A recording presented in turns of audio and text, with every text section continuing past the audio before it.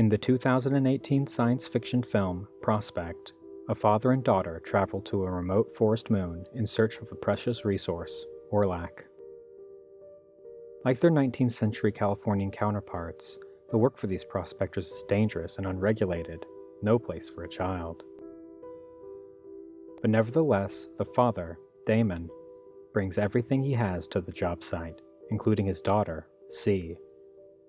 Damon's ambition is boundless, and he will sacrifice their safety to make his way up in the world. Oh,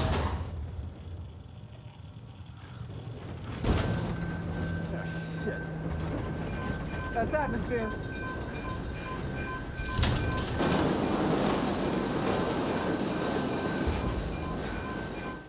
With only 15 points on the pull, our net gains could easily be in the millions. That's back to Central kind of money. But if we miss the sling... This is not up for discussion. C and Damon have suffered a vital loss to their family structure, the death of the mother, who remains unnamed. Damon is obviously unprepared for the parental burden, abusing downers and uppers to cope with life. C, on the other hand, has bent her will towards recreating a favorite lost book from memory, and is engrossed in the adventures of its characters. Thusly prepared, these two explorers arrive to an environment in which the slightest mishap can bring death or dismemberment. Do we have time for this? This is amateur work. They might have left something behind. The gym, Orlac, which our crew is after, suffers from a case of split personality. One would be forgiven if, up until the point of first contact, you thought it was an inorganic substance, a gem to be mined. But once the extraction begins, the viewer can immediately see that there is something very organic, very living about the shell of the Orlac. Its shape, the sounds it makes, is very similar to a pupa of some sort. Throughout the extraction process, however, we can see the prospectors break from reality, as Damon continues to refer to it in the inorganic fashion. It is only when Damon refers to the legendary Queen's Lair that we see the first acknowledgement of an organic nature to the gem. Damon's area of expertise is in the extraction of value from this defenseless organism, a skill he puts to use on his own daughter as well. Tiny, I had you in my hand.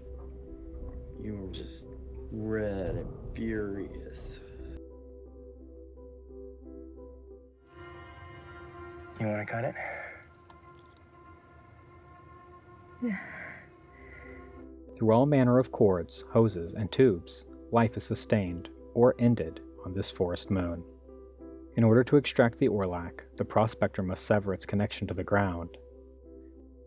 With a shortage of filters, prospectors can only live by using a series of interconnected air hoses.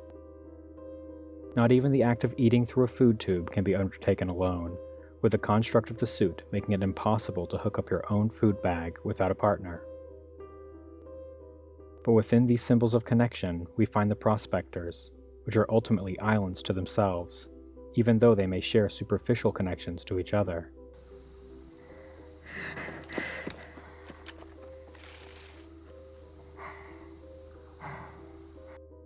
In the firefight that kills Damon, Ezra pays no mind to his slain comrade. The relationship is revealed as less than co-workers, less than the two surviving members of a doomed prospecting run, but is barely more than acquaintances.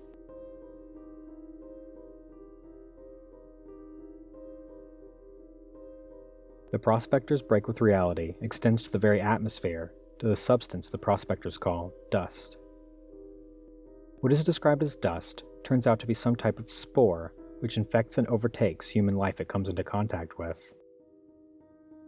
A prospector lives and dies by the filter they carry, and those are in such short supply that multiple people are often shown hooked up to a single filter. When C attacks Ezra and her ship, the thing Ezra is worried about is sealing up his suit. Clearly, being shot is much less of a concern than the dust getting inside. There is a group of people who have made a life on this moon, religious pioneers.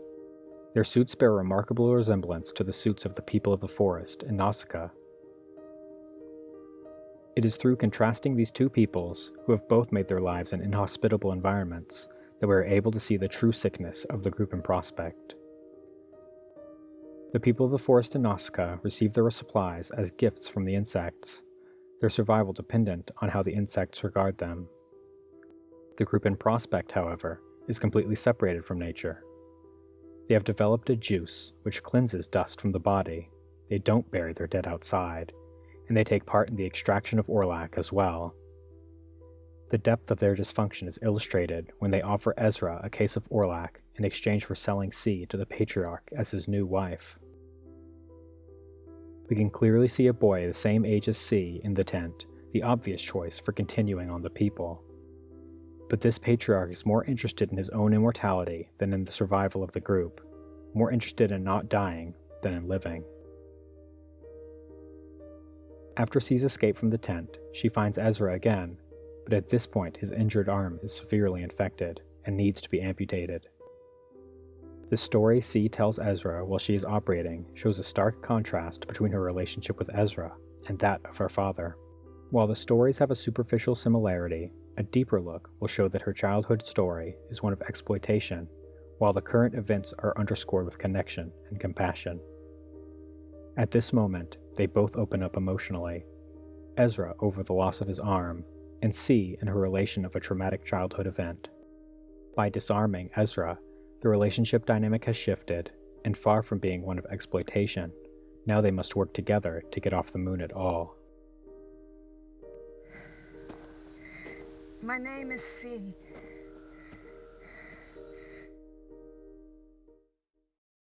When the duo reach the mercenary job site, they discover a shirtless, purple man in a glass container. Strange method for an execution. What did this fellow do to land him in the box? Don't know. Came to us packaged up in powder pink. Had to slog all the way out here just to leave him here to die. Apparently it's tradition. Ezra and the mercenaries believe that this man is a prisoner of some sort, sent to die on the moon. But look closer. This man is passively sitting in the box. In fact, he has been doing so ever since the mercenaries landed. He is adorned with several golden human jawbones. This man is no prisoner. His box isn't even fit to contain a normal person, much less someone of his size. His purpose will be later revealed. Finally, at the dig site, Ezra and C make a startling discovery. Neither one of them can perform the extraction that is required for their passage off the moon. Ezra, once an accomplished prospector, is now no longer fit to perform this operation, the stripping away of the organic from the inorganic. C, while experienced in the steps necessary for extraction, fails in the attempt. Now the true nature of the prospector is revealed. In order to extract, you must avoid connection. Their journey together has rendered them harmless. Harmless to the moon, perhaps, but not to the mercenaries who are now bent to kill them. While a mercenary stalks them through the woods, Ezra concocts a plan, one which would be previously unthinkable for the man who killed C's father in cold blood. Looking through the elaborate plan of distraction and backstabbing, we understand that Ezra is offering himself up as a sacrifice, that C will be able to keep living with her operational filter, while Ezra will die without his. C abandons the plan, however, and in the ensuing fight, Ezra is gravely injured. A second time, he implores her to save herself, though this time in plain language. C leaves Ezra, only to gather medical supplies for his treatment. It is at this moment that the nature of the prisoner is revealed. This magnificent warrior, having broken free of his flimsy cage, proceeds to beat one of the mercenaries to death with a rock, after being hit with several rounds. Later, when C and Ezra appear to board the ship, the purple warrior stands by, with his face mask tube dangling in the open air. In the theme of connections, this warrior, breathing in the unfiltered moon's air, is fully integrated with the green. The mercenary said before that the prisoner was here because of tradition. We see in him the man at the end of his journey, ready to be united with life. He passively watches C and Ezra leave because they are no longer a danger to the green. The film ends as we see Ezra and C approaching the transport in orbit. C smiles, but why? Her shipmate is the murderer of her father, but as we have seen throughout the movie, She had several opportunities to either kill him or leave him to die, but never did. In actuality, upon leaving the Forest Moon, she has gained a more meaningful relationship with Ezra than she had had with her father, one based on mutual respect and regard. We see a reversal in these final scenes of her desperate plea to her father of leaving the moon after finding their first gem. Here, C and Ezra escape in the rocket with no gems. They have stolen nothing from the moon, but they are alive, and that's good enough for both of them.